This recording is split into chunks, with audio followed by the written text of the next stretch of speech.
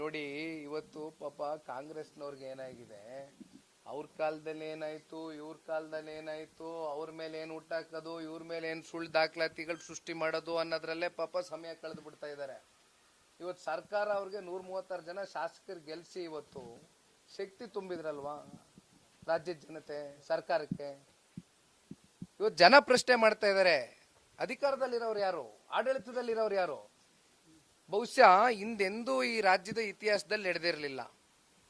ಎಲ್ಲಿ ಈ ಪಾದಯಾತ್ರೆಯ ಒಂದು ಯಶಸ್ಸು ಎರಡು ಪಕ್ಷಕ್ಕೆ ಸಿಗುತ್ತೆ ಅಂತಕ್ಕಂಥ ಹಿನ್ನೆಲೆಯಲ್ಲಿ ಜನಜಾಗೃತಿ ಅಂತಕ್ಕಂಥದ್ದು ಅದು ಎಂಥದೋ ಪಾಪ ಅದು ಯಾವುದೋ ಒಂದು ಕಾರ್ಯಕ್ರಮ ಯಾವುದೋ ಒಂದು ಹೆಸರಲ್ಲಿ ಮಾಡಿದ್ರು.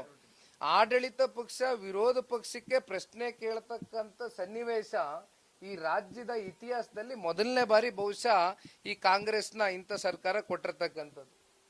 ಹಾಗಾಗಿ ಇದ್ರಲ್ಲಿ ಬಹಳ ಸ್ಪಷ್ಟವಾಗಿ ಅರ್ಥ ಆಗ್ತದೆ, ಅವರು ತಪ್ಪುಗಳನ್ನ ನುಲಿಸ್ಕೊಳ್ಳೋದಕ್ಕೋಸ್ಕರ ಇವತ್ತು ವಿರೋಧ ಪಕ್ಷಕ್ಕೆ ಪ್ರಶ್ನೆ ಕೇಳ್ತಕ್ಕಂಥ ಸನ್ನಿವೇಶ ಪ್ರಾರಂಭ ಮಾಡಿದ್ದಾರೆ.